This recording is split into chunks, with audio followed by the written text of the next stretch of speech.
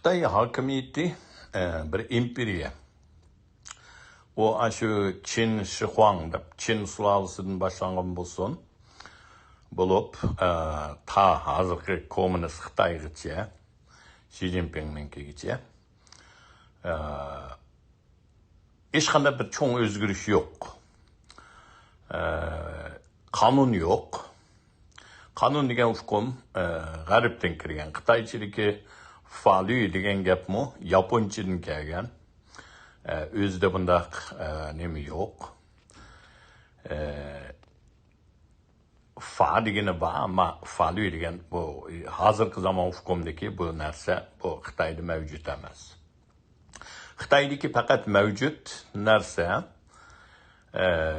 hokimiyatni qandaq qo'g'dash. Yana hokimiyatning ustiga chiqib olgan podshoh bo'lsin, bosh sekretar bo'lsin, rais bo'lsin, qandaq qilib bu qo'liga olgan hokimiyatni davomlashtirish, o'z manfaatini qo'g'dash, shuningdan boshqa narsa yo'q emas. Endi bu jarayonda o'zining hokimiyatini qo'g'dash jarayonida birdan-bir taraqqiy qilgani nima deganda, qanday qilib puhrani kontrol qilish, boshqarish, ulardan butun foydalanish, puhrani kontrol qilish uchun qanday qilib ziyolilarni, o'qiganlarni ishiltish, bu Xitoy hokimiyatiningki eng taraqqiy qilgan narsasi shu. Odamni boshqarish, kontrol qilish. Buningda Han sulalasidan boshlab ziyolilarni hokimiyatga qaraydigan qilish uchun ko'jijidu deydi. Har yili bir qitim mamlakat bo'yicha bir tutash imtihon elib, eng yaxshi natijaga erishganlarni amaldor qilish, hokim, o'lka boshlig'i qatorliq o'rinlar qo'yish, o'rdalar qo'yish. Albatta bu oladigan imtihonning mazmuni podshoh tarafdan belgilanadi. Shuning uchun bunda degan vaqtida podshohninki ulug'lig'ini ulug'laydigan, ularning manfaatini qo'g'daydigan ideologiyani u imtihonlarga singdirib o'tgan. Shuning uchun imtihondan o'tish uchun shuni yaxshi o'rganish kerak. Xuddi hozirgi kommunizm ideologiyasini yaxshi o'rganganda, kommunist partiyasi kirganda, uningdan boshqa bo'la oladigan bunda bir yo'l ichiladiganligiga o'pma o'xshash. Shuning uchun buningda faqat taraqqiy qilgani qandaq puhrani kontrol qilish, qandaq ziyolilarni foydalanib puhrani boshqarish. Bu taraqqiy qilib kelgan. Buningga bir misol, shu Xitoy kommunistlar, Mao Zedonglar 49-yili hokimiyatni olgandan keyin bir shu ordenning ichida yoki Zhongnanhayda shu Xitoy kommunistlarining amaldorlarining orasida bir parang bo'lgan ekan. Bu parangda bular deyishib, manda deyishibdi. Burungi feodallik davrida, yana podshohlik, imperatorlik davrida, yana Çin sulalasidan Manchungacha kelgan bu oralikda ziyolilarni kontrol qilgan, ammo butun kontrolda emas.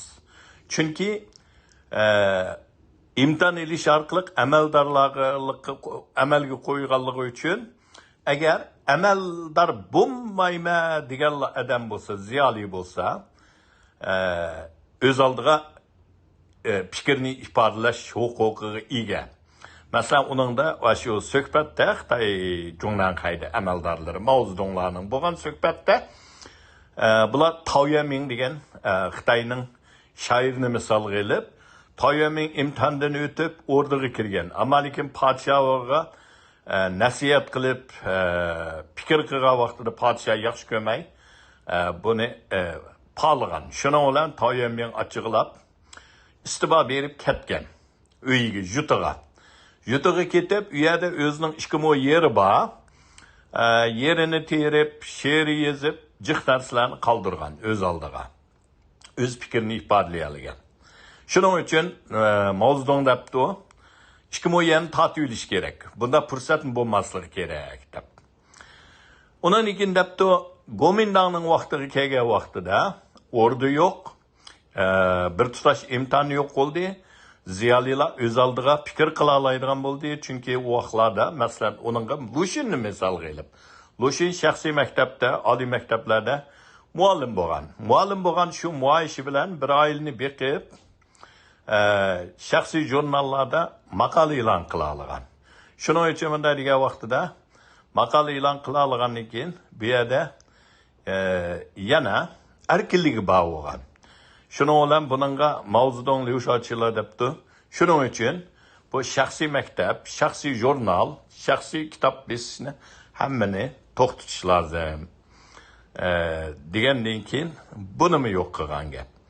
Shuning bilan mana degan vaqtida Xitoy 50-yillardagi yer islohoti, yana kapital savdo sanoatchilarni birlashtirish, u Gongsxaying degan usullar bilan har qanday bir dehqonning qo'lidagi yoki yer saradagi bir bilimli odamning ishkimo yerini tortib olgan, hammasi hukumatning qo'liga o'tgan. Shaxsiy maktab, shaxsiy korxonalarni hammani taqib o'tgandan keyin Lushinga o'xshash o'z oldiga maqola yozib jon beqishning yo'lini hammani tugatgan. Shuning bilan hammadan bir hukumatning tavuqiga, hukumatning cho'michiga qaraydigan holatga tushib qolgan. Bunda ahvolda mayli ziyoli bo'lsin, mayli puxra bo'lsin, hammasi shu qochisiga bir vaqt tamoqqa erishish uchun cho'qim hokimiyatni madiylash, hokimiyatga yolvurish bo'lmasa osh qilib o'ladigan manda bir sharoitga tushib qolgan. Hozirgi kunda shu davomlashyapti. Bu demaklik nima degan vaqtida Xitoy hokimiyati odamni kontrol qilishda taraqqiy qildi, ammo lekin boshqa jihatda hech qanday bir o'zgargani yo'q. Hammasi yanil shu podshoning amri bilan yoki sekretarning yo'l yo'riqi bilan, bir odamningki buyrug'i bilan, bir odamning ideologiyasi bilan, bir odamning degini bilan bir davlatni o'z oldiga boshqarib, o'zining yanchug'ini to'ldirib, o'zininki qavmning yanchug'ini to'ldirib, shuning bilan davomlashyapti.